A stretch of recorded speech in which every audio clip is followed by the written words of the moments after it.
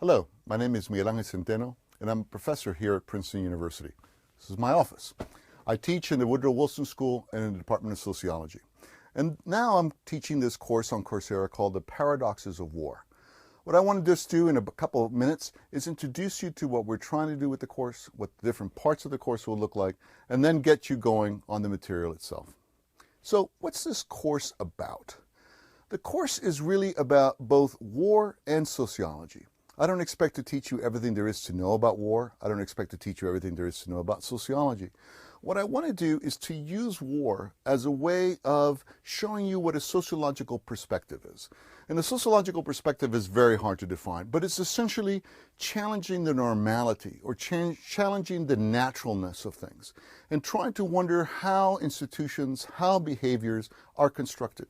How do we come to act in a certain way and have a certain kind of institution? And we're going to use war for that. We could use the economy, we could use love, we could use sports, we could use all sorts of examples. But we're going to ask those questions. Why do we fight the way we fight? Why is it that we do the things we do? And we're going to do it about war.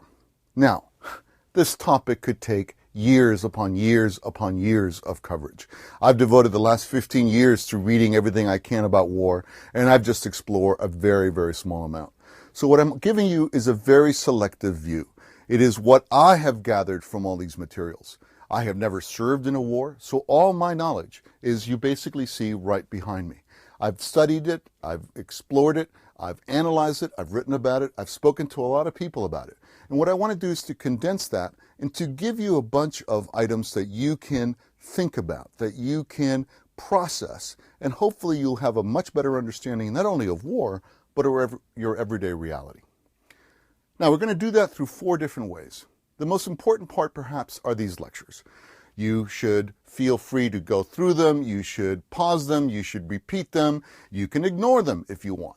They're my way of sort of summarizing all this material that I present in my class and in my seminars. They are very much of a summary.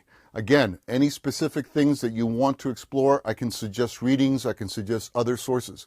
But for now, this is an introductory format. This is a way of getting you to think about the various aspects of war.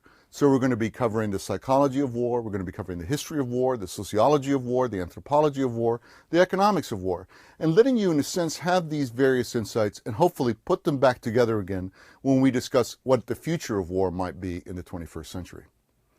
The second part of the class is readings. Now again, we're not offering you credit, so obviously you are free to do as much of these readings as you want. And we can think of 2 different reading programs. The first one is basically following the same reading list or a condensed version of the reading list that I use in my Princeton class. So for example, in the first couple of weeks, you might read a little bit of Thucydides and a little bit of Homer. It is impossible to have a notion of war as practiced in the Western world without a familiarity with these 2 authors. Our images of war, our ideas about war, our values about war are in some ways condensed in these 2 texts. And I won't ask you to read all of them, but just selected parts. And then along with various weeks, you'll get more and more readings, especially more contemporary ones. So you don't have to worry. The whole class is not about Greek classics. A second alternative reading is this wonderful book, which just came out as we were finishing taping this class. It's by Professor Ian Morris at Stanford University, and it's called War, What Is It Good For? I wish I'd had this book 4 or 5 years ago. It's an absolutely brilliant book and beautifully written. And by coincidence, Professor Morris and I coincide on several things. We disagree on others, but the structure of this book and the structure of the class are very similar. So another way you could do it is simply to follow along. It'll be very clear which classes go with which chapters. And just follow along on this side. Or you can do this, supplement it with the readings, or vice versa. Or you can simply choose not to read any of these materials. If you're going to do that, I would urge you, however, to once a week at least, go through kind of search engine and look under something like war and see what kinds of contemporary events are going on. Since this is a global class, we really want to get the input of everyone around the world as they're seeing events going on that have to do with the course right outside their window. The third part of the course is a series of exercises.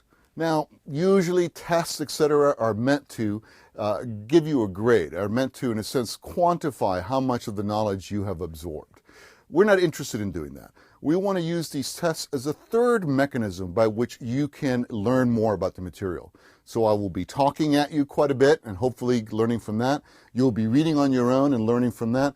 And then the exams, if you will, or exercises, will allow you to put these two together in new ways. So we want you to treat these exercises as learning tools, not as duties that have to be accomplished. The fourth part of the class is unfortunately perhaps the most limited. This is communications between you and me directly.